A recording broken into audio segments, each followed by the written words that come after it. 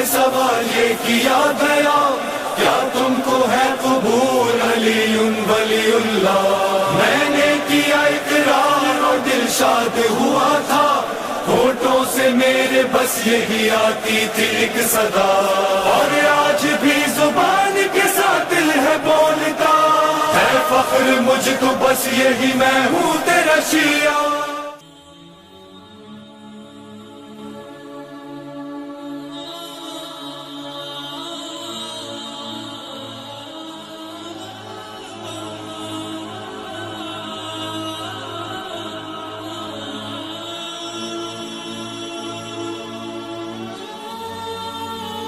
اللہ وبرکاتہ۔ رمضان المبارک کے مبارک مہینے میں ہم لوگ مستقل گفتگو کا سلسلہ جاری رکھے ہوئے ہیں، اور آج کے اس درس میں میں یہ بتانا چاہتا ہوں کہ کسی بھی کام کے لیے انسان کے پاس معرفت کا ہونا ضروری ہے۔ اگر صحیح معرفت نہ ہوگی تو پھر بغیر معرفت کے محبت نقصان تو پہنچا سکتی ہے، فائدہ نہیں پہنچا سکتی۔ کسی انسان کے اندر اگر کسی کی معرفت نہ ہو، صرف محبت ہو، تو بغیر معرفت کے محبت سے نقصان ہو سکتا ہے، فائدہ نہیں ہو سکتا، یا بغیر معرفت کے رشتے سے بھی نقصان ہو سکتا ہے اور فائدہ نہیں ہو سکتا ہے۔ چنانچہ یہ مشہور واقعہ ہے کہ ایک برسات کے موسم میں کہیں سے شاہین بھیگتا ہوا جان بچانے کے لیے ایک بڑھیا کی جھوپڑی میں گھس گیا۔ بڑھیا وظیفہ اکیلے رہتی تھی، اس کے گھر میں کوئی نہیں تھا۔ اچانک سے جو اسے آہٹ محسوس ہوئی کسی پرندے کی، تو وہ متوجہ ہوئی، تو کیا دیکھا کہ ایک دم بالکل ایک پرندہ ٹھٹھرا ہوا بیٹھا ہوا ہے، تھرتھرا رہا ہے، کانپ رہا ہے۔ یہ بڑھیا گئی، بہت خوبصورت لگ رہا تھا وہ پرندہ، اس نے اٹھایا اور بہت پیار کیا، بہت سہلایا، انگیٹھی کے پاس لا کر اس کو آگ دکھایا۔ جب اس کے اندر کچھ آگ سے جان آنے لگی تو بڑھیا کہتی ہے کتنا خوبصورت پرندہ ہے تو، لیکن لگتا ہے کہ تو اچھے مالک کے ہاتھ میں نہ تھا، اگر اچھے مالک کے ہاتھ میں ہوتا تو کبھی یہ حالت نہ ہوتی، تیرے ناخن ایسے بڑھے ہوئے ہیں، تیرے پر ایسے بڑھے ہوئے ہیں۔ لہذا وہ بڑھیا قینچی نکالتی ہے اور ناخن کتر دیتی ہے اور اس کے پروں کو کاٹ دیتی ہے۔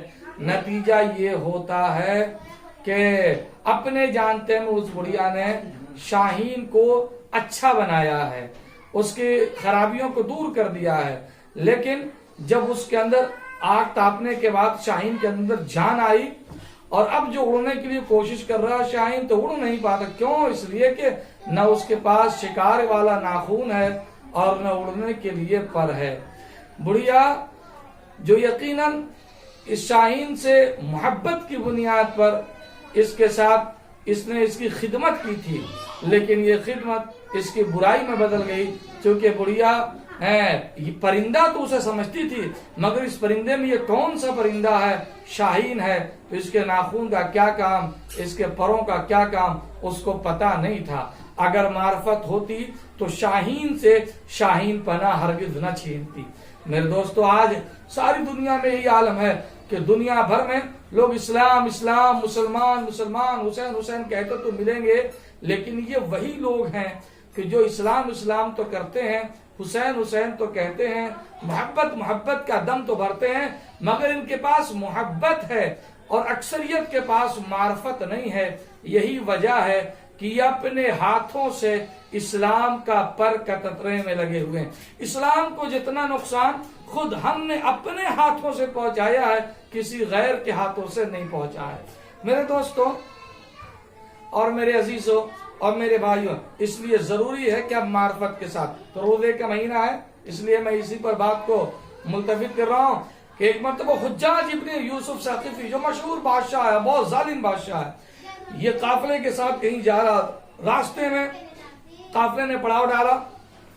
بادشاہوں کے قافلے جب پڑاؤ ڈالتے تھے تو طرح طرح کے خیمے لگ جاتے تھے، فوراً وہاں پہ ایک شہر جیسا آباد جیسا منظر پیش ہونے لگتا تھا۔ اس کے علاوہ اور چونکہ بادشاہ کے ساتھ حکیم ہوتے تھے، اطباء ہوتے تھے اور باورچیوں کا قافلہ ہوتا تھا، لہٰذا کوئی چیز کی کمی نہیں ہوتی تھی جہاں قافلہ لگتا تھا۔ قافلہ لگ گیا، باورچی اپنا کھانا بنانے میں لگ گئے، محافظین خیموں کا پہرا دینے میں لگ گئے، شکاری شکار کرنے میں مصروف ہو گئے۔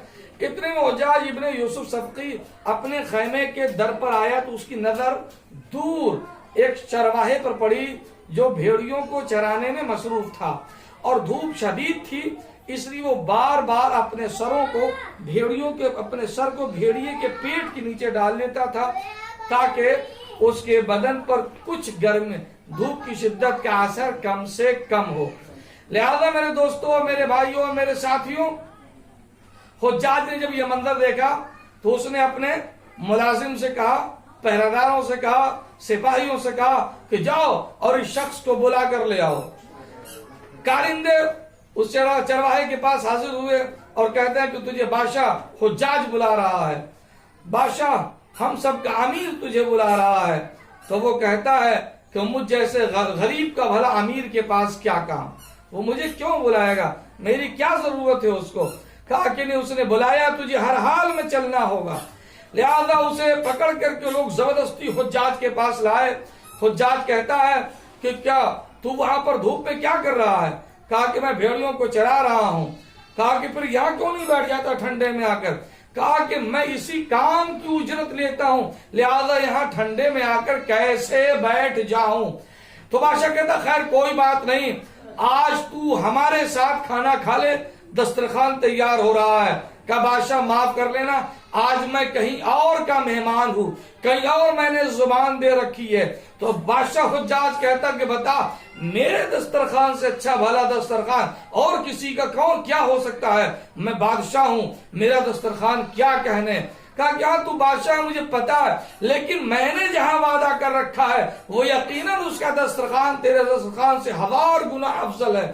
کہ بتاؤ کون ہے کہ جس کا تو مہمان ہے، جس نے تجھے آج دعوت دے رکھی ہے؟ تو وہ کہتا ہے چرواہا کہ آج میں روزے سے ہوں اور میں اللہ کا مہمان ہوں، مجھے اللہ نے دعوت دے رکھی ہے، اور جان لے کہ کریم کے دسترخوان کے مقابل کوئی دسترخوان نہیں آ سکتا۔ لہذا اے حجاج، میں تیرے ایک وقت کے لذیذ کھانوں کے لیے اپنے کریم خدا کے دسترخوان کو نہیں چھوڑ سکتا، میں روزے کو نہیں توڑ سکتا ہوں۔ میرے دوستو، اسے کہتے ہیں معرفت۔ ایک چرواہے کو جتنا پتہ ہے، اچھے پڑھوں کے پاس بھی اتنی معرفت نہیں ہے۔ اے کاش کہ ہم میں کا تعلیم یافتہ سماج بھی ایسے ہی معرفت رکھنے لگے جیسا کہ اس چرواہے کو خدا کے سلسلے میں معرفت حاصل تھی۔ حجاج کہتا کوئی بات نہیں ہے، کل روزہ رکھ لینا، آج تو کھانا کھا لے ہمارے ساتھ۔ کہا کہ نہیں، کل پتہ نہیں کیا تو گارنٹی لے کل میں زندہ رہوں گا؟ کہا کہ یہ کیسے لے سکتا ہوں؟ کہا جب تو میری گارنٹی نہیں لے سکتا ہے تو میں تیرے دسترخوان کے لیے کیسے کسی اور کا دسترخوان چھوڑ دوں، وہ بھی ایسے کا دسترخوان جو میری حیات و موت کی گارنٹی لیتا ہے۔ وآخر دعوانا الحمدللہ۔ چلو بند کرو۔